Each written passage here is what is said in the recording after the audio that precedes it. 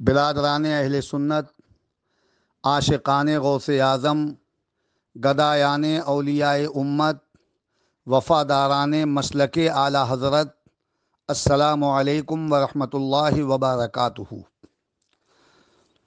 نحمده ونستعینه ونصلی علی حبیبہ الکریم، اما بعد فاعوذ باللہ من الشیطان الرجیم، بسم اللہ الرحمن الرحیم۔ وَأَمَّا بِنِعْمَةِ رَبِّكَ فَحَدِّثْ۔ آمنت باللہ صدق اللہ مولانا العلی العظیم وبلغنا رسولہ النبی الامین الکریم الرؤوف الرحیم ونحن علی ذلک لمن الشاہدین والشاکرین والحمد للہ رب العالمین۔ محترم حضرات، یہ ربیع الاول شریف کا مبارک، مقدس، محترم اور مسعود مہینہ ہے۔ سرکار دو عالم صلی اللہ تعالی علیہ وسلم کی تاریخ ولادت ہم سے بہت قریب ہے۔ ہم لگاتار مسلسل متواتر اپنے نبی کے میلاد کی خوشیاں مناتے ہیں اور اپنی عقیدت و محبت و خلوص و وفاداری کا ثبوت فراہم کرتے ہیں۔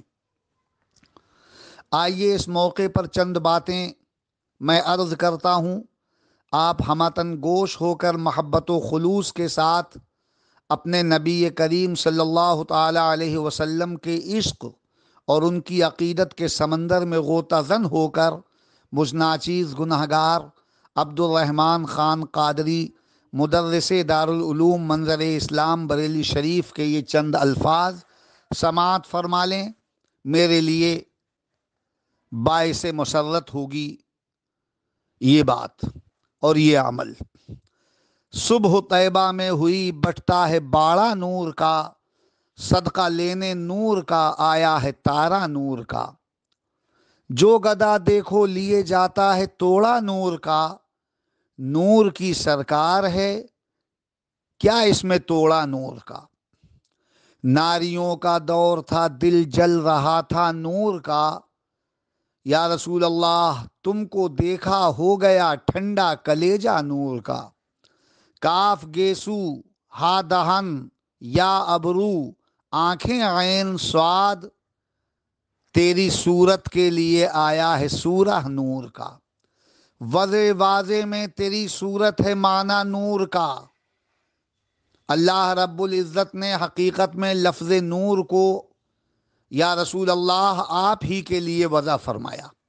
وضع واضح میں تیری صورت ہے معنی نور کا، یوں مجازن جس کو چاہیں کہہ دیں کلمہ نور کا۔ مجازی طور پر کسی کو بھی آپ کہہ سکتے ہیں نور، لیکن حقیقی طور پر صرف اور صرف اللہ کے حبیب ہی نور ہیں۔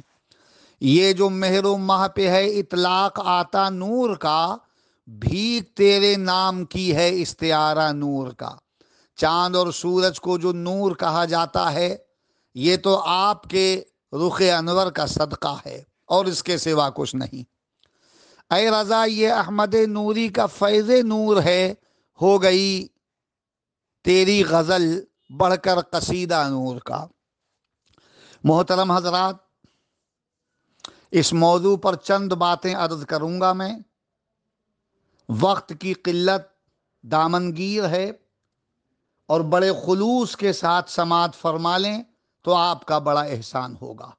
قرآن عظیم کے 30ویں پارے کی جو آیت کریمہ میں نے تلاوت کی ہے، اس آیت کریمہ کا مفہوم یہ ہے کہ اللہ کی نعمت کا چرچا کرو، اللہ کی نعمت کا خوب چرچا کرو۔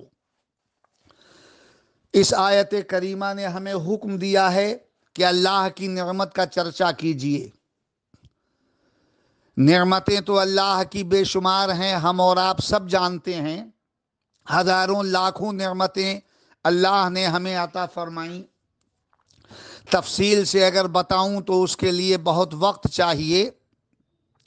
عرض یہ کرنا ہے کہ ان تمام لاکھوں نعمتوں میں سب سے بڑی نعمت کیا ہے، اس پر غور کیجیے۔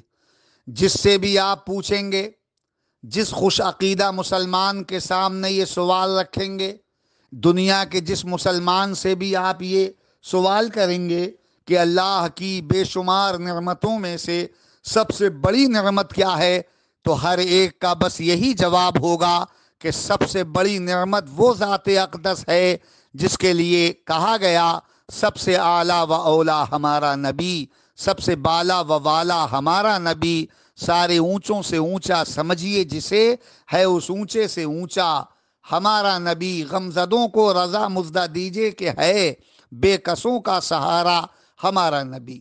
وہ نبی کریم صلی اللہ تعالی علیہ وسلم اللہ کی سب سے بڑی نعمت ہیں، کسی کو اس سے کوئی اختلاف نہیں۔ دنیا میں اگر کوئی شخص ایسا ہو کہ جو قرآن یا حدیث سے یہ ثابت کر دے کہ اللہ کے رسول اللہ کی نعمت نہیں ہے،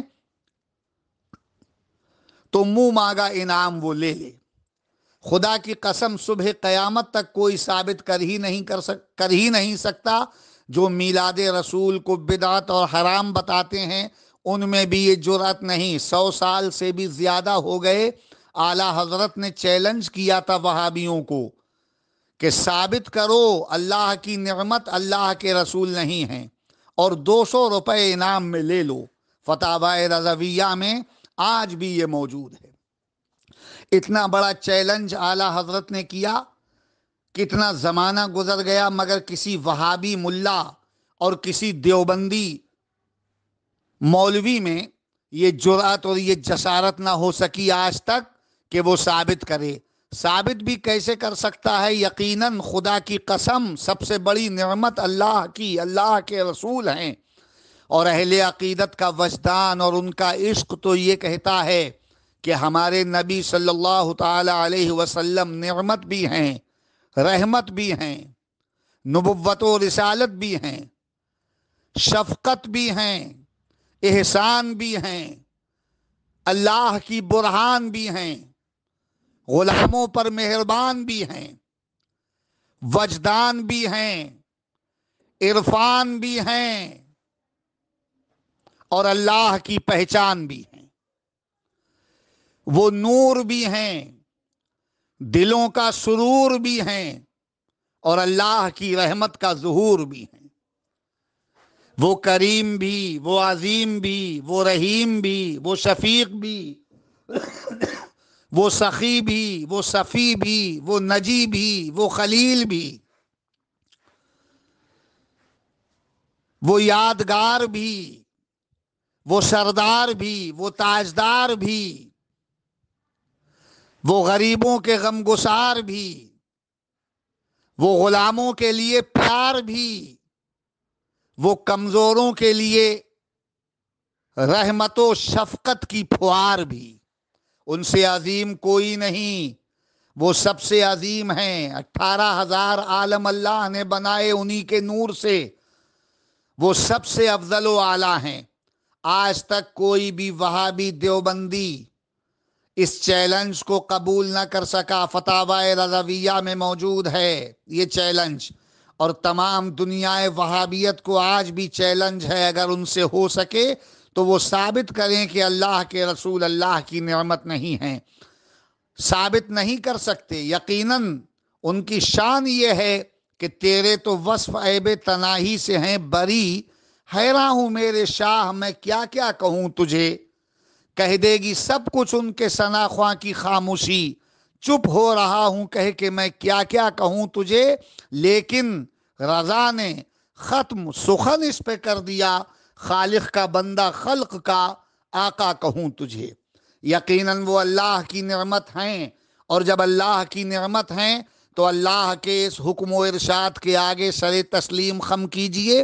اللہ فرماتا ہے کہ اللہ کی نعمت کا چرچا کرو تو ہمیں چرچا کرنا چاہیے۔ جلوس میلاد اللہ کی نعمت کا چرچا ہے، بزم میلاد اللہ کی نعمت کا چرچا ہے۔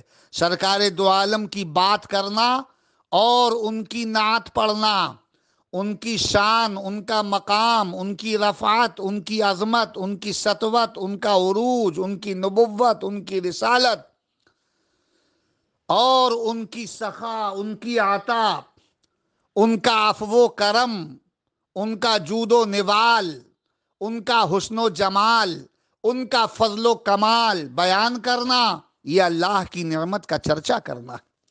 قرآن عظیم کی اس آیت سے کیوں انحراف کرتے ہو؟ ضرور اللہ کی نعمت کا چرچا کرو۔ تمام کائنات چرچا کر رہی ہے، فرشتوں میں ان کا چرچا، اذانوں میں ان کا چرچا، نمازوں میں ان کا چرچا، جنت کے محلات میں ان کا چرچا اور ان کا نام شائع اور مشہور۔ دنیا کے کونے کونے، گوشے گوشے، ہر ملک، چپے چپے میں ان کے نام کا پرچم بلند ہو رہا ہے۔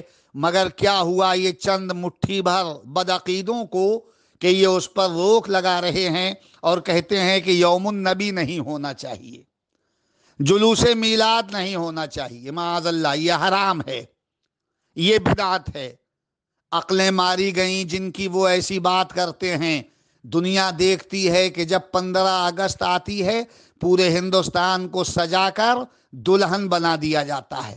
گورنمنٹ کی تمام عمارتیں، اسکول وغیرہ اور قلعے سب بقعے نور بنا دیے جاتے ہیں، سجا دیے جاتے ہیں، جلوس بھی نکالا جاتا ہے۔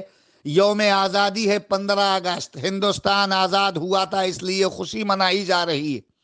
تو جب ہندوستان کے آزاد ہونے کی خوشی منائی جا سکتی ہے تو سارے جہان کو جس نے آزادی کا تمغہ عطا کیا، آزادی کی نعمت عطا فرمائی، اس کے میلاد کی خوشی کیوں نہیں منائی جا سکتی؟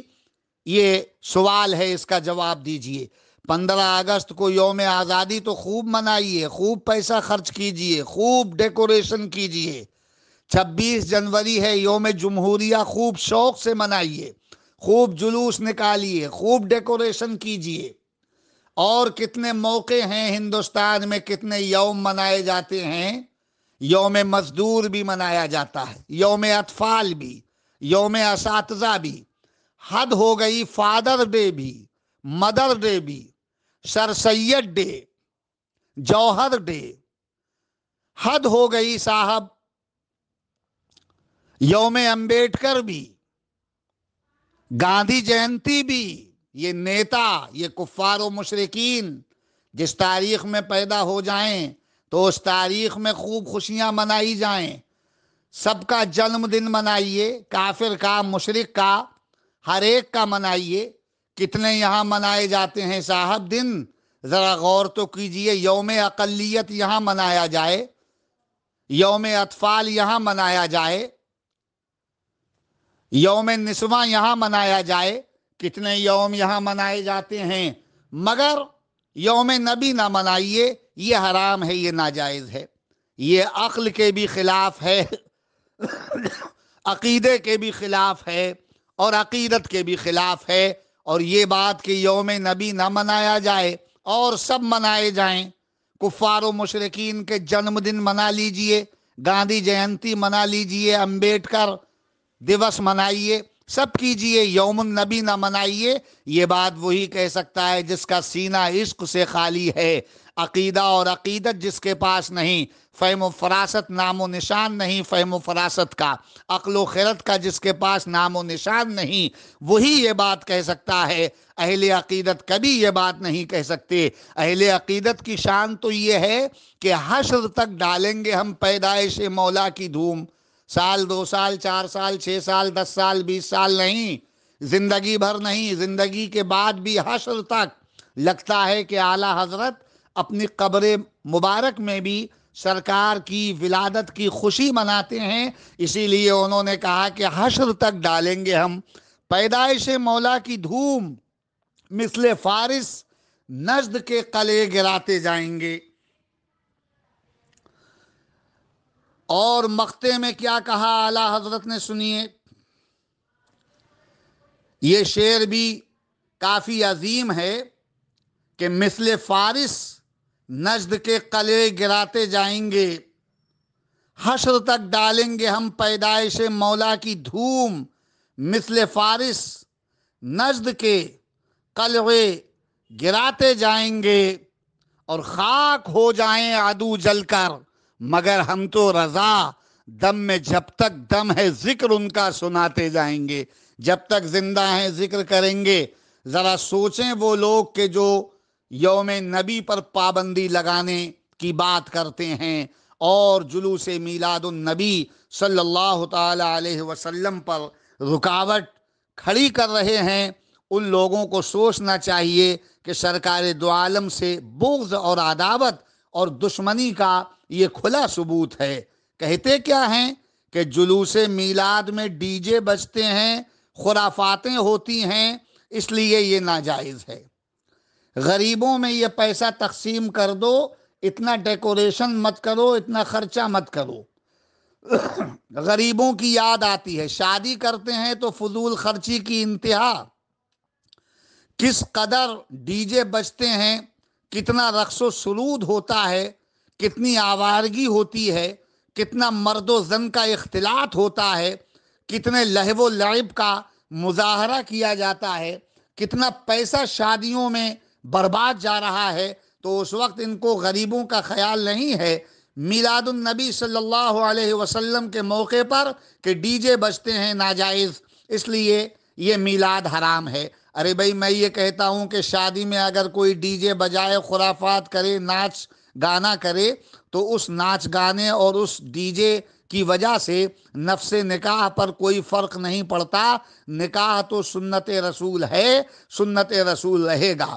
ڈی جے اور خرافات کی وجہ سے نکاح کو سنت سے خارج نہیں کیا جا سکتا، اور یہ نہیں کہہ سکتے کہ نکاح حرام ہو گیا اس لیے کہ اس میں ڈی جے بج گئے۔ اسی طرح سمجھ لیجئے کہ اگر چند خرافاتی جلوس میلاد میں ناجائز ڈی جے بجائیں اور غیر شرعی حرکت کریں، تو ان چند خرافاتیوں کی وجہ سے نفس میلاد پر کوئی فرق نہیں پڑتا۔